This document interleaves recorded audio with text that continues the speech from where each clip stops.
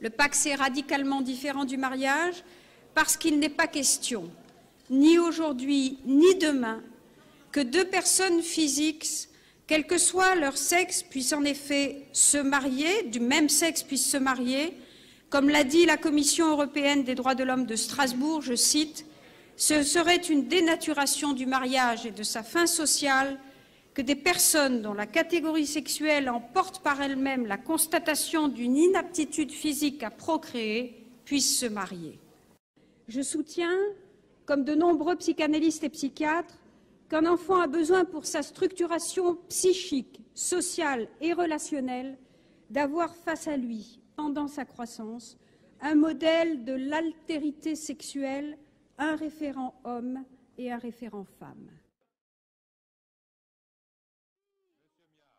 A droit à un père et une mère, ce droit de l'enfant ne peut pas dépendre du statut juridique du couple de ses parents.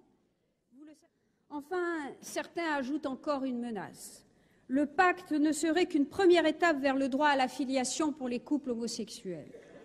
Ceux qui le prétendent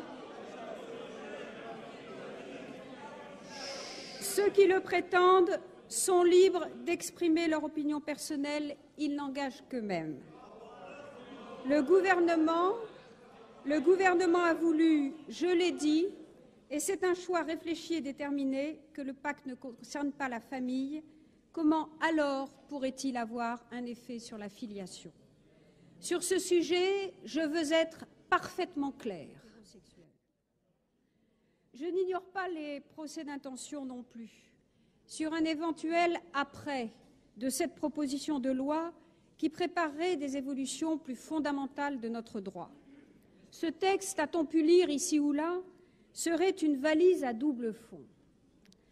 Je voudrais dire ici que je m'élève avec la plus grande énergie contre de telles insinuations. Les mots, je crois, ont un sens. Ce vocabulaire de contrebande qui ferait croire que ce texte cacherait autre chose et que vos rapporteurs et le gouvernement exerceraient une fraude à la loi est inacceptable.